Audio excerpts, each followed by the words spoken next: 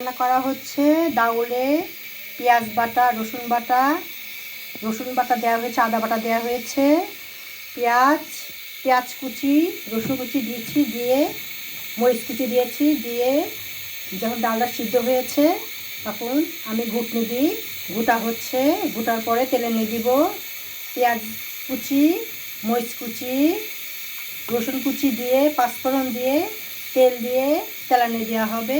আমি ঘুটনিতে ঘুটা হচ্ছে ডাউল, মসুরি ডাউল মিহিন করার জন্য, যত মিহিন করা যাবে ডাউলটা খেতে টেস্টি লাগবে, খেতে অনেক সুস্বাদু লাগবে, সেভাবে করা হচ্ছে। ঘুটনিতে ঘুটা হচ্ছে ডাউলটা।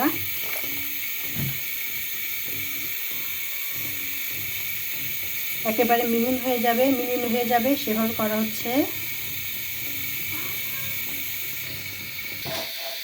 তেল দিয়ে দিচ্ছি, পেঁয়াজ কুচি রসুন কুচি দিয়ে লালটে হলেই পাঁচফোড়ন জিরা অথবা পাঁচফোড়ন দিয়ে দিব, যে যেটা পছন্দ করে।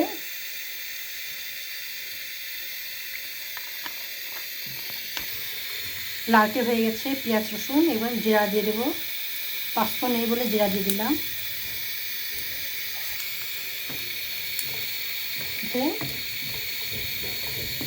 দিয়ে দিব, অনেক সুন্দর কালার আসছে, ফ্লেভার গন্ধটা অনেক সুন্দর আসছে।